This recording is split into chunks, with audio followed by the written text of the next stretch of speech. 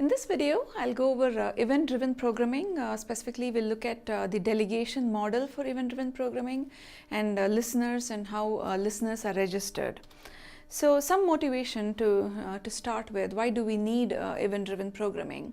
So, you see a loan calculator UI interface over here. So, basically, the idea of this program is to take in as input the annual interest rate, the number of years, the loan amount, and then when calculate button or the calculator button is clicked, then we want the monthly payment and the total payment to get calculated. So basically what we want here is we want some task accomplished and displayed on the UI, but then we want it specifically when the button is clicked.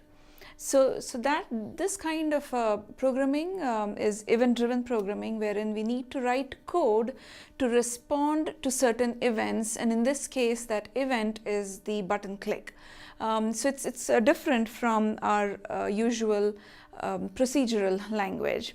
So I'm going to open the loan calculator program to show you how it works. So here's the user interface. There's various text fields, and then we want the user to enter the values in. Say I enter an interest rate, number of years, say I put in 8, my loan amount is say $50,000, and I want the monthly payment and total payments calculated. Hitting the calculate button triggers the code that reads these input values and does the calculation. So we need to know how that code is written and how these events are handled. And that's what we're going to look at in event-driven programming today.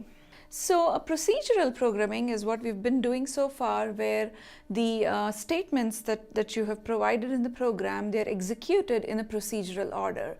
Now on the other hand, with event-driven programming, what happens is certain parts of the code gets executed upon activation of a certain event, and that's the reason it's different from procedural. So here's an example to give you a taste for how event-driven programming looks. So it's a very simple example that displays the UI with two buttons in the frame. So there's a OK button and a cancel button, and the idea is, and typically you will see this a lot in user interfaces where there's multiple buttons, and then clicking on the button you want something to happen. Now in this case we're going to keep it simple, as this is like our first program. What we're going on clicking OK, what we want is in the console OK button clicked message will show up, and on clicking the cancel button clicked message will show up in the console. So these examples are provided in the samples folder in the course shell. This one is called handleEvent.java. So let me quickly show you how handle event looks, and then we'll go over the details of the inner workings of event-driven programming. So I'm opening the precompiled Java class file. So here's the handle event program. Now as you can see, when I click the OK button, you'll see the OK button clicked message, and when I hit cancel, the cancel button clicked message is showing up. And then any number of times you repeat the same clicks, the same operation or the same code that's registered with this event keeps getting called. So let's take a look at this, at the source code for this example. So here's the source code. What you see at the top is mostly all Java FX code to set up the UI. So basically you see that inside the start method we're setting up the pane, and then we're placing all our UI elements on it. In this case we have an OK button and a cancel button. Now the things that are new that are getting added is we're creating a handler 1 to handle the OK button, and then we're creating another handler called handler 2 to create the cancel button, to handle the cancel button. So these two handlers, and I'll talk more about it when we about the details of how it's created. These are basically listener objects that are registered with the buttons. So once handler 1 and handler 2 are created, then we register them with the button, and the registration code is what is shown here in highlighting. So button OK dot set on action, and we're passing the listener object to it. So that's the line of code with which we are registering this listener object to listen for any button click events specifically on the OK button. And then in a similar way on the cancel button, again we register handler 2, which is the other listener object specifically for cancel button, and then we're registering it there. And then if we look at the details of these listener classes, basically inside the class there is a handle method, and all it has is this print statement that the OK button clicked or cancel button clicked that I showed you earlier. So that piece of code is provided inside the handle method of that listener class. So that's to give you a quick view of how handling is done. But then let's go over the details, and specifically let's look at the delegation model and how it all works.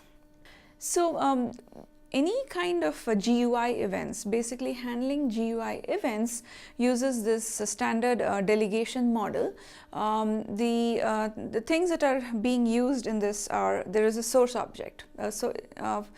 If you look at our previous example, the source object was a button.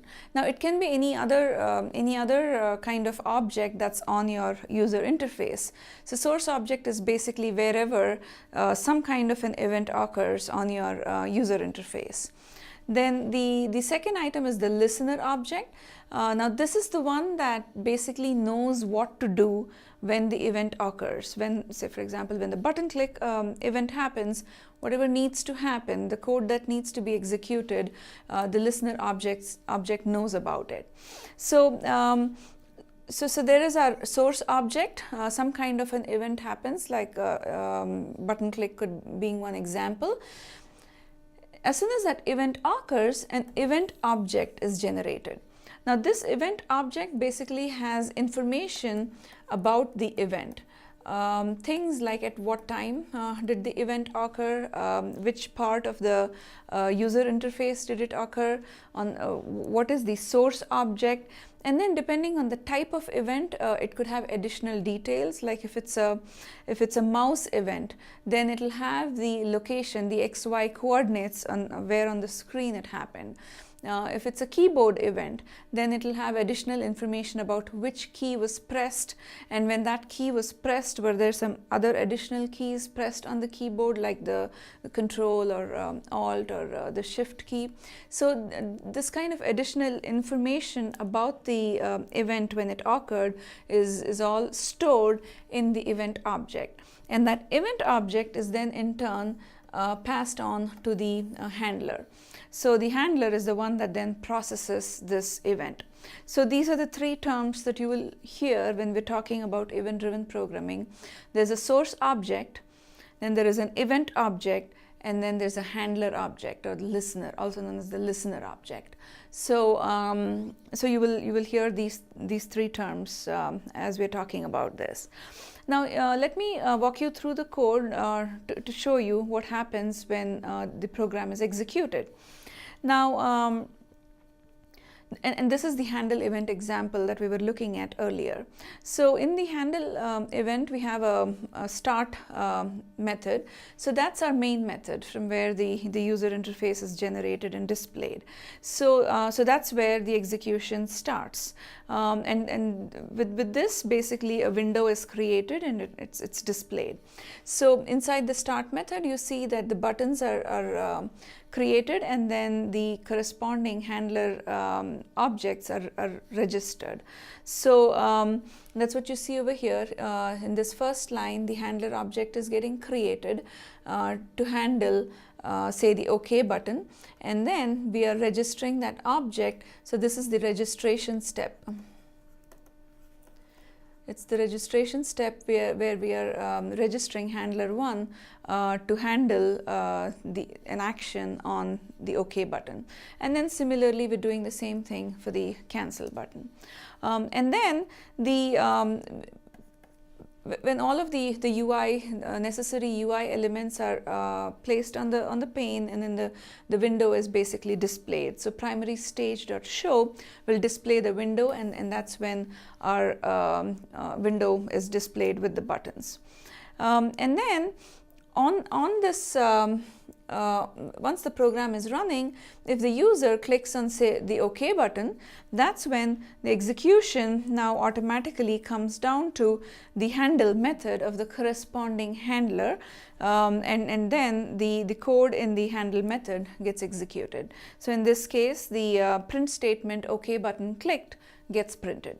So that's how the execution flow goes. As you can see, everything else was procedural, but suddenly when some event occurred on the user interface, the execution automatically got transferred to the handler method, and the code that was in the handler method got executed. So an event, basically it can be defined as any type of signal that's given to the program indicating that something has happened, and typically these are based on external user actions, and these actions could be things like moving the mouse, clicking mouse clicks, some kind of keyboard events like keystrokes. It could be button clicks on text fields. It could be entering some data. You could also have some events described in a way wherein you set it on a specific property, and if the value of that property changes, then certain actions need to take place. So that's also an event, and it can be monitored. So all of these, any kind of external user actions, are basically events. So here what you see is the event classes hierarchy that's provided in the Java API. The most generic class being event object, that describes the generic event object, and from that we have the subclass event, and then we have further classification of events classified as action event or input event or window event. And we have these so that when the event object is generated, specific and appropriate information about that event can be provided to the handler. So input event would be things that we've discussed previously, like the mouse clicks, movement of the mouse. Key events would be keystrokes, and then there's window events, which includes resizing of the window, minimizing it, maximizing it. Those kind of things fall under window event. An action event would be things like the button clicks. They come under the action event. So we have these different kinds of event classes to further it's a further classification so that corresponding event object can be created. Now, any of the properties pertinent to the event are stored in that object, like I said, and then the handler can retrieve those properties to further process it. Now, one of the most important property that it does provide, the event object provides, is the get source method.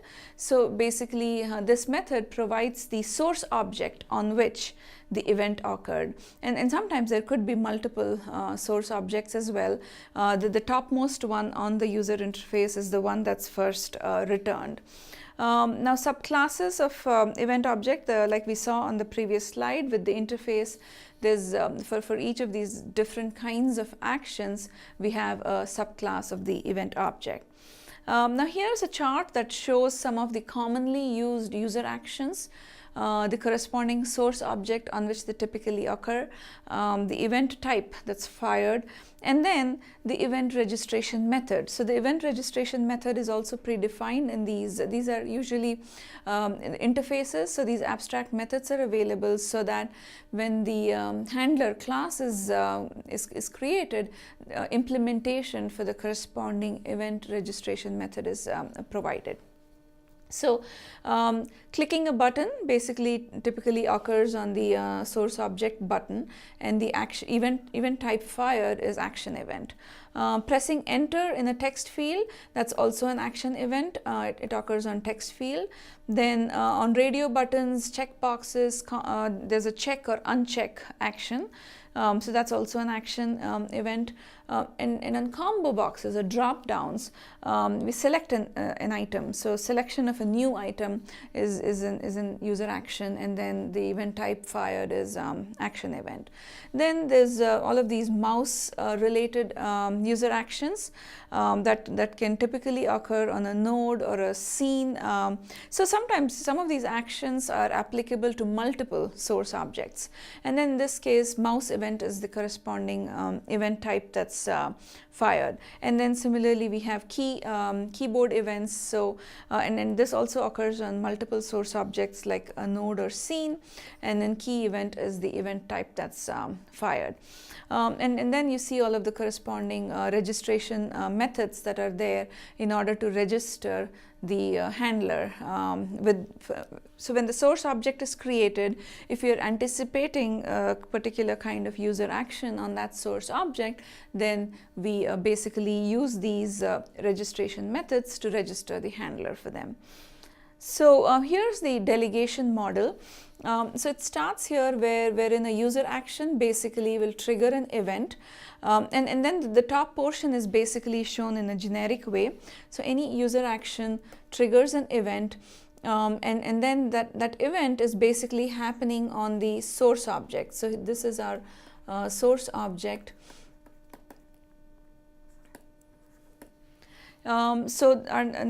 So if you're anticipating a user action on the source object, we do the registration of a listener or a handler object. So that registration is usually the registration method is set on, and then there's X event type. So basically set on, and then the type of event is the name of the registration method, and then you pass the listener object to it. Now we could register multiple handlers. So basically what happens is there is a list of registered handlers. Whenever an event occurs, when some user action triggers an event, then the control will basically go look at this list of registered handlers, and the first one that it finds, it uses that to do the processing of whatever code is in that handler event, handler method, and then it will go on to the next handler and the next handler and so on. So now in this delegation model, you see that the source class is then associated with a listener class. So this is our handler. So this is the handling part of code. So now you see that it is the association is an aggregation association. Now the reason for that is this listener object basically cannot, it doesn't make sense for it to exist on its own. The only reason we're creating this listener object is so that it can listen for any events on this source object. So the listener object by itself doesn't make sense, and that's the reason we have the aggregation association here. And in the listener classes, usually they always implement an interface, an existing interface, and there are multiple interfaces available in the library for this specific type of events. So depending on the type of event that's specified over here, the corresponding interface is chosen, and then all of its abstract methods are implemented. And I'll show you an example and show you how it all works. So the top portion here is basically just in a generic way, it's showing how it works. But then going back to our example of buttons, so if our source object is a button, so in that case this is the source object, the set on action is the registration method, and you should know the names of these methods so that you can register your handlers, but then it's always available in the Java API, and you can look it up there. Now here's our listener, so a custom listener class that's basically implementing action event. So, and it's providing the handler for action event. And so when we say source.setOnAction listener object, when this statement is invoked, that's basically registering listener object into its list of registered listeners. So that's how the delegation works, and next we'll look at an example and how it's done in the exam in source code. Here's an example of the delegation model. So say we have a button called button OK. We create the button first, and then we have to create a handler object which knows how to handle when some event occurs on this source object, and then we have to register that handler using the registration method. So setOnAction is the registration method for buttons. So on button OK, we are basically registering this handler object that knows what to do when certain event occurs. So let's take a look at some examples. We'll first look at this control circle example that has no exception handling. The purpose here is that we want a program that can change the size of the circle. So we have two buttons. There's the enlarge and shrink. When enlarge is clicked, we want the size of the circle to increase, and when shrink is clicked, we want the size to decrease. So let's take a look at these examples. So the control circle without event handling, it basically has all of the Java FX UI. We are writing the circle, and then we are creating the buttons, and then we are placing them on the panes and then setting up the stage to be displayed. But then what we did not do is we created the buttons, but then we did not register any handlers with it. So when we execute this program, we'll see that nothing happens on clicking the enlarge and shrink buttons.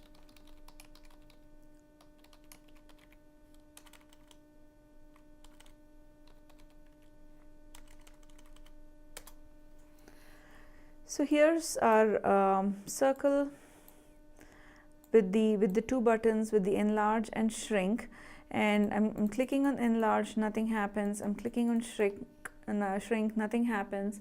The reason for that is there are no handlers registered for this click event on the button. Next we'll look at the version where we do provide these listeners. So let's look at a control circle. So in this example, what we're going to do is basically add the registration for the buttons. So we've created an enlarge handler class. So this is our listener class that implements event handler, and we are providing the implementation for handle. What we want is we want the circle pane to be enlarged. So we are invoking the enlarge method on the circle pane. So circle pane is a separate class that handles the creation of the circle, and then it has an enlarge and a shrink method in there. And then once we have the enlarge handler, what we're going to do is over here we're basically creating and registering the handler with the button, with the enlarged button. So we're using the setOnAction method, and we're just creating an anonymous object because that object won't be needed for any other purposes. So we're straight away creating an anonymous enlarged handler object and passing it to setOnAction. So let me execute this to show you how it looks now.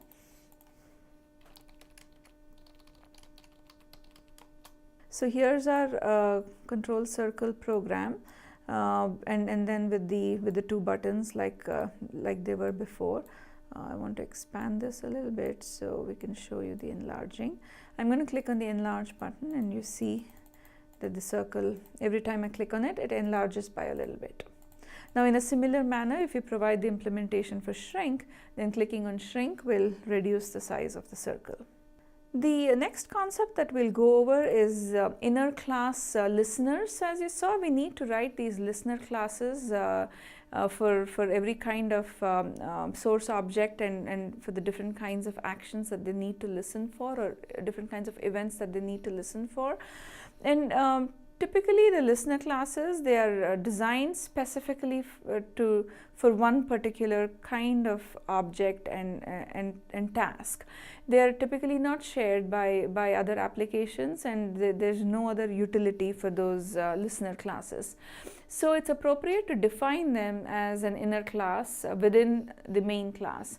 It's pointless to create separate classes, and it can just, and usually that's done when reuse is the expectation, but in this case it's not so, and that's the reason we just create them within the main class. And here's the slide that shows. So here the first part shows two separate classes. There's a class test and a class A. It becomes class A becomes an inner class when the entire definition of the class A is moved inside of class test. So that's called an inner class. So here's an example where there's an outer class .java, and inside it we have the method m, and then we have our inner class fully written inside of outer class.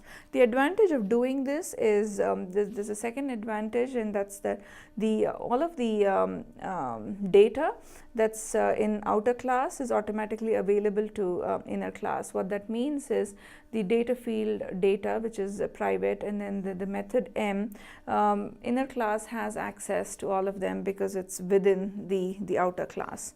When these classes are compiled, what happens is so usually whatever your class is, that with that name a class file gets generated. So in this case, outer class.class gets generated, but then inner class, so typically the file name should be the same as the class name, but in this case inner class is within outer class, so the file name is going to be outer class. So what happens is inner class also gets a separate class file, but then it's prefixed with outer class name, and then there's the $symbol inner class dot class. So there is a separate class file that gets generated when the compilation happens. It's just that it's prefixed with its main outer class's name. So we'll look at an example for show inner class to look at this. Here's show inner class. It's the similar to the example that we saw on the slide. We have an outer class called show inner class with data as its data field. It has a method called m, and then here's our inner class. And when this is compiled, what we'll see is so there is a show inner class dot class, and then along with it there's a show inner class $inner class dot class. So two class files got generated. Now the inner classes, they can be declared public, protected, or private. So the visibility rules are similar to the other members of the class. Whatever applies to the other members of the main class, the same thing applies here, and they can be declared with whatever visibility makes sense. And it can also be declared, the inner class can also be declared static, in which case it can be accessed by using the outer class's name directly.